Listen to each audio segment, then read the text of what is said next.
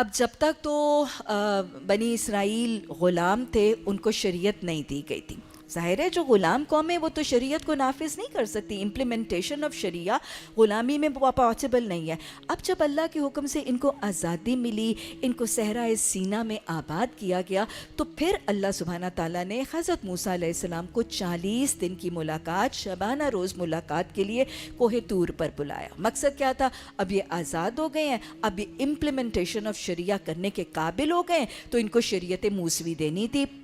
حضرت موسیٰ علیہ السلام تو وہ 40 دن کی ملاقات کے لیے جب کوہ طور پر چلے, یہ قوم جو ہے نا بڑی ضدی اور ڈھیٹ اور سٹبن اور آبسٹینیٹ قوم تھی. اور میں آپ کو بتاؤں کہ ان کو فزیکلی, جسمانی طور پر, جغرافکلی تو ان کو آزادی مل گئی تھی, لیکن یہ ذہنی طور پر ابھی بھی غلام تھے. یہ ذہنی غلامی ہی تھی کہ حضرت موسیٰ علیہ السلام تو اللہ کی ملاقات اور شریعت لینے کے لیے گئے, اور پیچھے سے وہ سامری نے جو سونے کا بچڑا بنا دیا تھا, ایک عجیب سا معجزہ کی شکل میں پریزنٹ کیا تھا, انہوں نے اس بچڑے کو پھر اس کی پوجا پاٹ. یہ ان کی ذہنی غلامی ہے.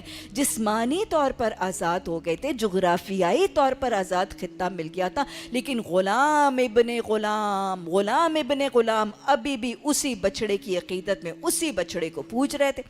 حضرت موسیٰ علیہ السلام غصے میں آئے, اور ان کی شریعت میں نا جو لوگ شرک یا بت پرستی کرتے تھے, ان کی شریعت میں شرک سے توبہ کا طریقہ صرف اور صرف یہ تھا. آگے چل کے بھی میں آپ کو بتاؤں گی کہ بنی اسرائیل کے جو احکامات ہیں نا باقی شریعتوں کے مقابلے میں بہت زیادہ سخت تھے, کیونکہ قوم بڑی ضدی اور ڈھیٹ تھی. ان کی توبہ کا طریقہ شرک اور بت پرستی سے توبہ کا طریقہ صرف یہ تھا کہ جن لوگوں نے وہ بچڑے کو پوجا تھا, they were all put to sword. سب کو قتل کیا گیا تھا, اور سب کو قتل کیا گیا اور بچڑے کو جلا کے اڑا کے راکھ کر کے بہا دیا گیا اور اڑا دیا گیا. سو شرک واز واٹ؟ شرک واز ایراڈیکیٹڈ. ان کو قتل کیا گیا اور شرک کرنے والی چیز کو جلا کے برباد کیا گیا.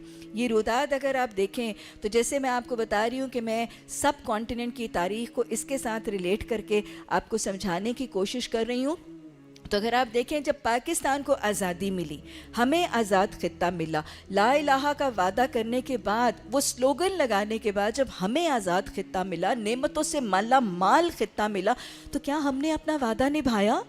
کیا ہم نے پاکستان کی سرزمین کے اوپر لا الہ کا نظام نافذ کیا؟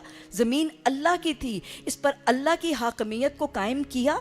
ہم بھی تو آج, ہم جسمانی طور پر تو انگریزوں کی غلامی سے آزاد ہو گئے, فزیکلی جغرافکلی تو ہم انگریزوں کی غلامی سے آزاد ہو گئے, لیکن آج تک ہم بھی بخاصیت قوم پاکستانی ہم انگریز کے غلام ہیں.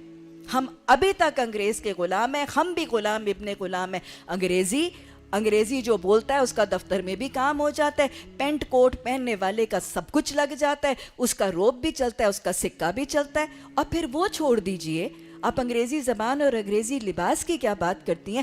اگر آج ہم اپنا نظام حکومت دیکھیں تو آج پاکستان کی constitution, the so-called Islamic Republic of Pakistan کی کانسٹیٹیوشن 90% کانسٹیٹیوشن برٹش کانسٹیٹیوشن ہے. آج ہمارا لیگل سسٹم, پاکستان کے قانون کا سسٹم پورے کا پورا انڈین پینل کوڈ پر مشتمل ہے. یہ غلامی نہیں ہے تو اور کیا ہے, یہ بچڑا نہیں ہے تو اور کیا ہے. انہوں نے تو بچڑا بنانے والوں کو مار بھی دیا تھا, انہوں نے تو بچڑے کو پکڑ کے جلا کے اڑا بھی دیا تھا.